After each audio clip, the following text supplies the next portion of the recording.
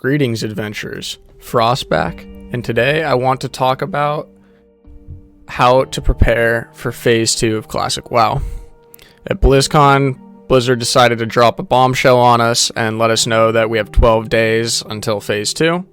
So, today I want to talk about what items you want to start stocking up on if you plan on ranking up for Phase 2.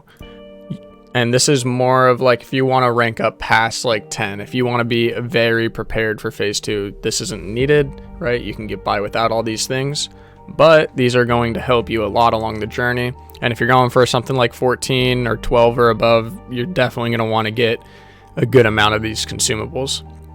But let's start out with my own character, or my actual main character that I'm ranking on. So you want to get as many trinkets and PvP items essentially as possible, right? So like AGM, Nifty Stopwatch, Ice Reflector, all of your engineering gadgets, Battle Chicken, Mithril Dragonling, Shadow Reflector, Shrink Ray, right? So I went Gnomish and then I went Goblin, and I made all the items from both. So yeah, you want to collect all your gadgets and stuff like that.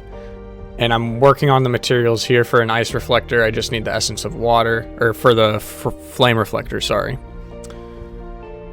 But yeah, so now that that's out of the way, and then also just like PvP gear, obviously. You want to get your PvP gear. You want to start trying to enchant it with like plus 100 HP, plus 100 health on your chest, and stuff like that, you know? So now let's move on to the actual consumables. So this is my first bank alt right here, and there we go. And this one is my lip character. So these are all limited invulnerability potions, and I have some more in the mailbox. So just a bunch of lips. These are about 900 lips, I believe.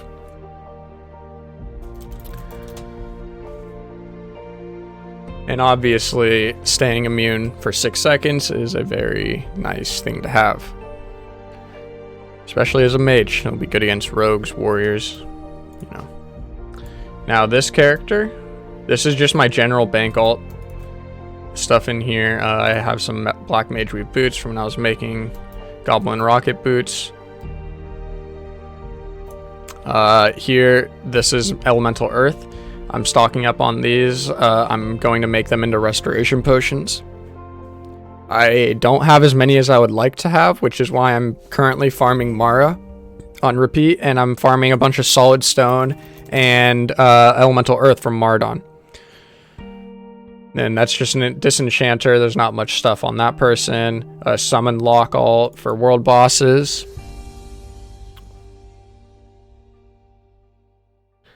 Now, this character is my herb bank. 11 Lotus. Not the most, but it's getting there. 8 Flasks of Supreme Power, and then just a bunch of Grom's Blood. The Grom's Blood's going to be for Flask of the Titans. Ice Caps for more major mana potions. I already have a good amount, though. Winter's Bite will be for Frost Power when that comes out in Winter's Veil. That's going to be out soon. Silver Sage is used for like Greater Arcane Elixir and Supreme Power Flasks. So just got some of those stocked up. Strangle Kelps are for Faps, and yeah. And I have more herbs in here, but I also have a bunch of major mana potions inside this mailbox. So this is about 250 major mana potions. Those will be nice during ranking. Like, so major mana potions are actually a big one, because a lot of the times you're going to be killing people that aren't really that hard to kill, but they may keep coming, and you need to have more mana to continue to be able to kill them, otherwise you die. Whereas like other fights, you're going to need to, you know, use a lip or a fap to be able to even win the fight. So, but those will come in handy for like farming a good amount of honor. Now this character, I have 10 Mooncloth for my ZG set, for my Bloodvine set. I have a bunch of Goblin Rocket boots, all with minor movement speed enchanted on them. I have Elemental Waters that I'm going to be using for greater frost protection potions.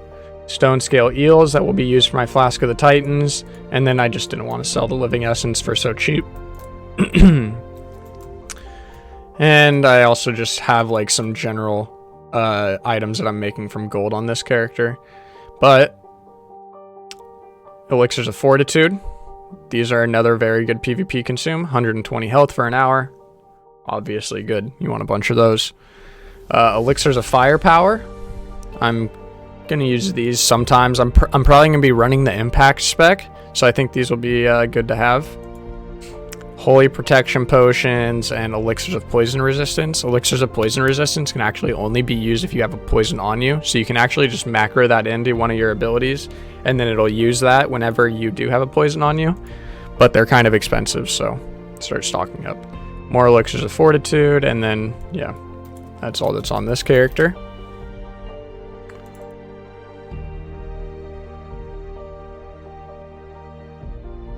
On this one, we have food. So, yeah, grilled squid I'm just going to be selling later, but here we have some stam food. And this is stam food that gets applied immediately when you start eating it. It's not like increases your stamina after eating for 10 seconds. It just says also increases your stamina by 10 for 10 minutes. So like right when you right click it, you immediately gain 10 stamina. So that's the food buff that you want for PvP. And I just have more inside the mailbox. And then I also have Savory Delights. And as you can see, a Savory Delight actually puts a buff on your bar. It is a buff, which means it needs to be dispelled or purged. So you can use it as a protection buff to cover your other good buffs. And then I just have more whipper root, or some whipper roots inside the bank. I'm saving for, or not whipper roots, sorry, runtum tubers for the intellect food. I wish those were all whipper roots. Jesus. Whipper roots are quite hard to farm. That's another good item that is good to have is whipper root tubers. You get them from Fellwood from the salves, but there's only 3 spawns in Fellwood, and I think you get like 3 to 8 per time you pick it or something like that. But they restore health, and they don't share a cooldown with health potions. So they do share a cooldown with mana gem, but they don't share a cooldown with health potions, which makes it like a second Hellstone that you can hit essentially, but it does share cooldown with Hellstone also. So in this character I have major healing potions, then I also have a bunch of free action potions. I think it's about 500 or something like that. And then in the bank I have more healing potions and bandages. So bandages are obviously something you're gonna want to have. Some smaller healing pots, just a little mix of both. And that's all of the stuff on that account. Now, let's come back over to this one.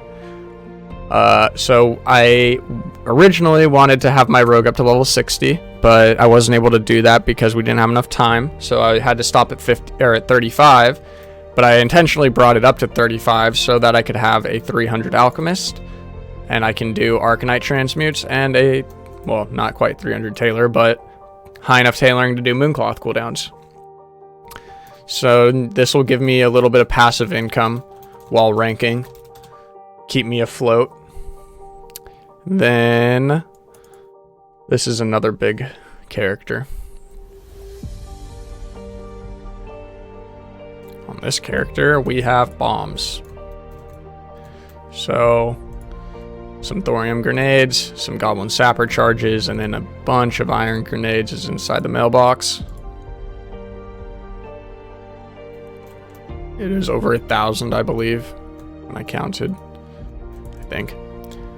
And then thorium grenades, like 300 or 400 thorium grenades that I have, and then some sapper charges, and I have these spread out throughout my characters.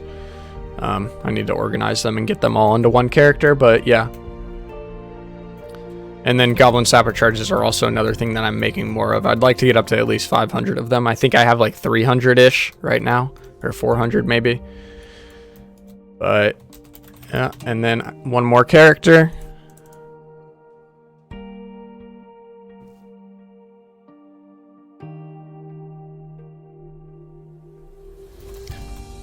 So this character only has stuff in the mailbox. Holy protection potions, more of those, some more elixirs of poison resistance, Swiftness potions also good, so that you can catch up to people that are trying to run away. Obviously, you can also use rocket boots, or you can use what's it called?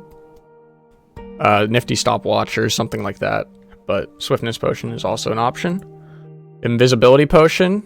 These will be good for if you lose a fight and you're getting camped by another 5-man or something. These can help you get away from that and reset the fight and get a fresh fight, and then just a bunch more swiftness potions. So yeah, that is all of my consumables. There are some other consumables that I'm missing, like for example, flame deflector, not flame reflector, flame deflector. That is an item that absorbs, I think it's 400 to 500 fire damage. It's pretty cheap to make, but the recipe is a very low drop chance off of Thermoplug, the last boss in Nomer, and I don't know anyone that has that recipe, so I can't make any of them. So yeah, here it is. Flame deflector absorbs 500 fire damage, lasts a minute on 15-minute cooldown with 5 charges, and it only takes swirling bronze gizmo and a small flame sack. So yeah, that's another item that's good for, bigger scale world PvP. But yeah, that's about it for what I can think of for stuff that you want for ranking. But basically, just go about it like this. Anything that you would possibly think you could ever use in a PvP situation, you want to get some of them for ranking. Because if you are going for a high rank, you're not going to have much time to really farm while farming honor. You're going to be mostly farming honor, so you're not going to have much time to farm gold. But other than that, guys, thank you for watching. I hope you enjoyed the video. Please like, comment, and subscribe. And as always, I will see you all in Azeroth.